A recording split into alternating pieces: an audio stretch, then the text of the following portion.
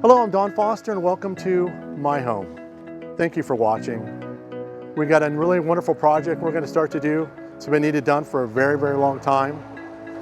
We're actually going to stain my faded concrete pavers. Been living in a historic house for over 20 years now, and we did the patio a long time ago, and we lost the color of the pavers, and the last 2 years this has been kind of a honey-do list, but we got to prep it before we could stain it, right? So we're going to do it several phases. Phase one, we're going to remove all the weeds and rake up all the leaves and put them in the waste and get that taken care of. Stage two, we're going to clean the pavers, and the pavers really need cleaned, and they're going to have to get a lot of atmospheric dirt over the years. Now, do we stain the pavers to match the house, or do we come up with a whole new color scheme?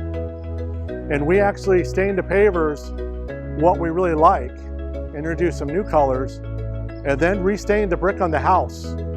Hey, we're back, and we've got a test panel done, and I'd always recommend doing a test panel, get everybody a chance to see it and take a look at it. And we're gonna stain these to have a little bit of range, not really completely cover the black, let the little bit of the background show through, but that's kind of the plan. We can always rehit them later if we want more coverage. So that's kind of the plan. We're gonna go with a two tone color right now, and then stain it all. It won't take us that long to do it all, and then we'll come back and reintroduce a third color if we want to do that.